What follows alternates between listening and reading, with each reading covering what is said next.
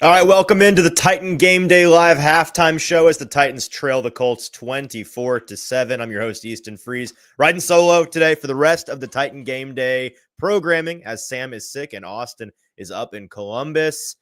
Interesting half of football, but before we dive into what we just saw, got to throw a quick shout out to our sponsors today, X Golf Nashville, and now in Murfreesboro, the home of indoor golf in Middle Tennessee. X Golf, play, train, entertain, playxgolf.com. BetMGM, log in today to get your pro football boost pack to acquire tokens for more winnings at BetMGM, an official partner of the Tennessee Titans. And T-Dot, be part of the solution to end littering and make sure nobody trashes Tennessee. Visit nobodytrashestennessee.com. All right, and many of you jumping in the chat here. Help us out before we get started here. Hit that like button on Facebook, on YouTube. Like the show. Help brother out. Riding solo today. Need those likes. I see Vanessa and Brian, John, Kyle, Shane, Alex, and more already with me in the comments here. Yes, a solo show. The number one takeaway for me from that half is just how pitiful the Titans defense is at stopping the run. We knew this was likely to be the case considering the fact that Anthony Richardson, a mobile quarterback. This year, Titans against mobile quarterbacks have been dreadful. And especially when you saw T'Vondre Sweat go down with a poke in the eye, it seemed. They were showing his eye on the sideline all swollen up. Looks terrible. His Madden depth perception rating got set to 0 and missed a good chunk of that game. When he was not out there, no big fella up the middle to stuff the run. They got gashed. The Colts, let me see what the updated numbers are here. The Colts through one half of ball are at 274 total yards of offense. 184 of those have come on the ground. 108 on pace for almost 400 yards of rushing in this game is outrageous. They are, they're that's an average. At one point, to double checking, so their running back and their quarterback both averaging over 10 yards per carry right now. That's not sustainable. And this is something that we've seen for the Titans from these games where they've faced these mobile quarterbacks. It's been Malik Willis. It's been Drake May set a record against the Titans earlier this year. We saw this happen a number of times before today. So coming in, can't be that surprised they're doing it. I don't know what the issue is here with the personnel. That's my biggest thing. Paul Kaharski tweeted out earlier in the half that when the Titans allowed that big Richardson run for a touchdown, they had run 9 consecutive running plays in a row between 2 different series and had gotten touchdowns on both of those series relatively easily. They didn't have Jeffrey Simmons out there either. We know where T'Vondre Sweat was. He ran into the locker room, was dealing with an eye issue. Jeffrey Simmons had a rest, a Titans offensive series that spanned between the first and the second quarter. So not just when the Titans offense was out there, but also a in between quarters timeout, television timeout that they were resting him. And then the first 4 plays of that next Colts series, the fourth of which was the touchdown run from Jonathan Taylor. He's not out there for any of those plays, nor is T'Vondre Sweat. So you've got, Sebastian Joseph Day and guys like that out there trying to stuff the run. It looks really bad. You've got, Amani Hooker after his interception to start the game, which was a good start. Couple brutal plays from him on that big touchdown run, takes an atrocious angle as the single high safety. And then here right before half with I believe it was Josh Downs who ran that one in there.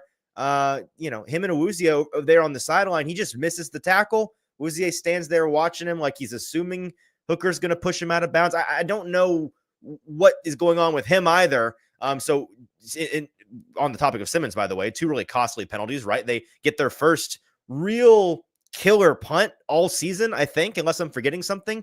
Pin the Colts down at the 1 on their first punt of the game. And then Jeffrey Simmons with the encroachment to give him some breathing room.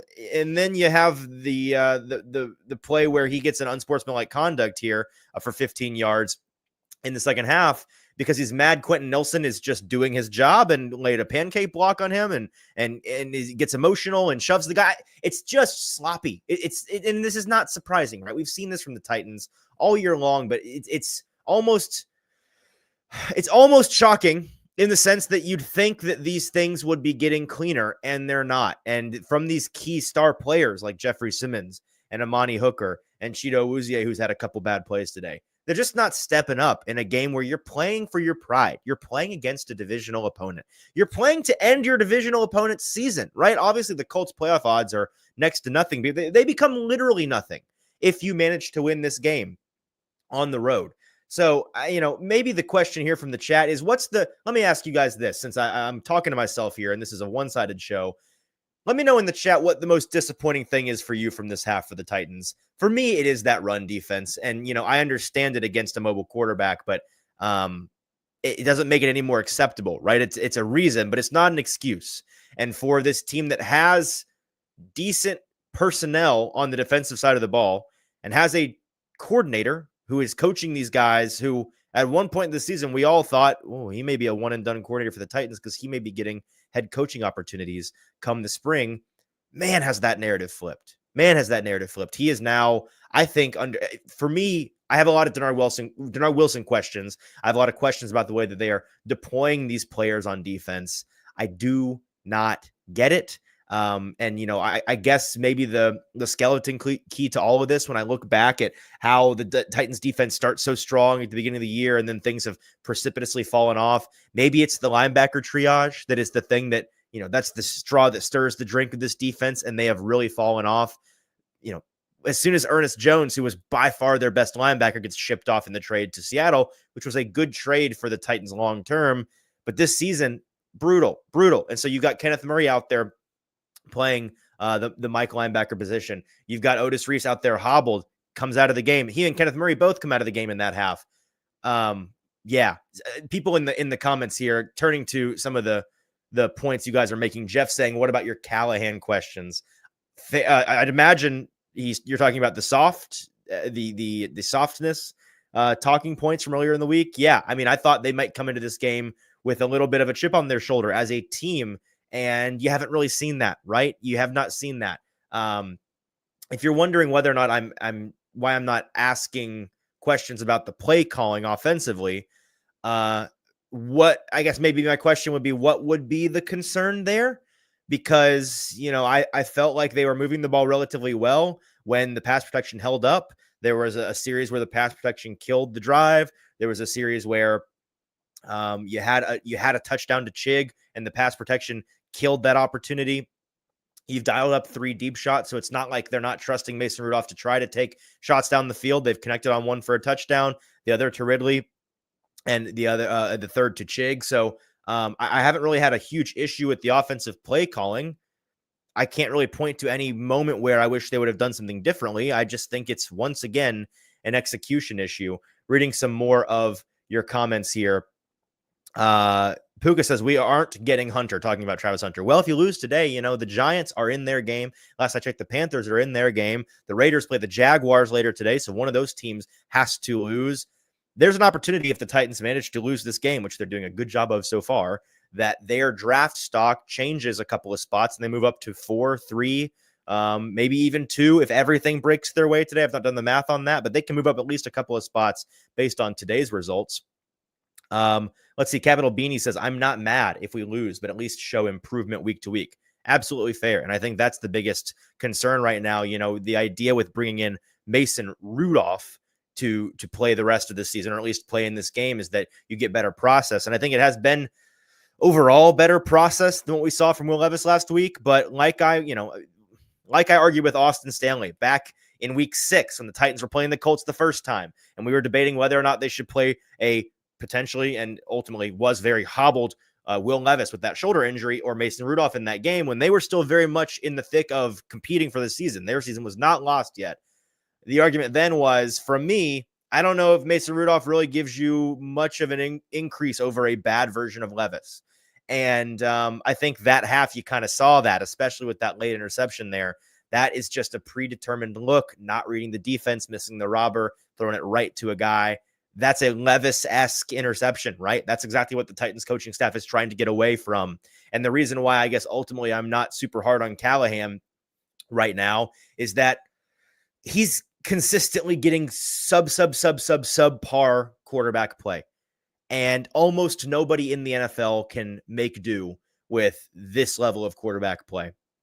And so until that changes, that is something that, I have a really hard time personally being super critical when you are this handcuffed, you're this handicapped by the level of quarterback play. A couple more comments here before we get back to the game. Gabriel says, I need a haircut. I got a haircut like 2 weeks ago. I don't think my hair is all that shaggy. one more question for you guys in the comments before we get back. What's your confidence level in the? I forgot this is how this typically goes. Usually I'm riding with a partner, so I don't have to do this part. What's your confidence level in the Titans winning this game? We need 1 through 10 confidence level in the chat on what you think the outcome of this game will be. Of course, Titans losing 24-7 right now. Also, Colts get the ball after the half. So what is your confidence level in the Titans to come back and potentially win this game? The comments pouring in here. 0 from Chandler, 0 from Derek, 0.1. So there, you're telling me there's a chance. Josh Maynard, 0 from Sharm, 1s from Gary and Colin, -10 from Caesar. Going off the scale. Richie says same as week 2, a 0% chance. Agent 1, Dion 1. Zach says 10 that they lose. Not how that works, but I get what you're saying. Ramon says 1, a 2 from James. The best I've seen. Oh, here we go. Anthony Cook, ever the optimist, says there's a 3 out of 10 chance that this team wins this game. I mean, listen, right now, not knowing what the Colts do on their first drive after half, I will say, down 17 points. Titans odds of winning this game, I'd give them a 2 out of 10.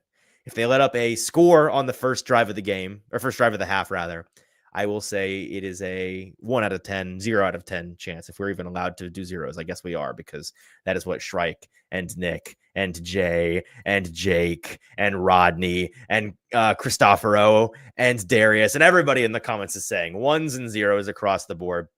Maybe the better question is, do you want them to win? I know that obviously we're not really all that concerned about the score. We're not all that concerned about winning or losing at this point. Titans fans aren't. But man, how do you feel right now, given the draft situation that is pending here with some key early games, and given the fact that barring something dramatic changing, the Callahan regime is going to get a second year, and they're going to have to go find their quarterback? Are you wanting to see life from this team the last 3 games? Is it important to you? Do you value continuity season to season? Some people think that that's important to finish the season strong. Some people think it's overrated, the idea that if you finish one season strong, it carries over into the next year. So maybe keep that ruminating on the mind. Keep that in the back pocket. We may revisit. In fact, I'd imagine we will revisit that question when we get to the post-game show. But based on the time here, Titans should be back any second if they're not already back right now, and I'm missing it. So until then, leave a like on your way out. Help me out with those like buttons on Facebook and YouTube, and then join me in the Titans post-game show, same place, as soon as the Titans and the Colts wrap it up. Enjoy the second half.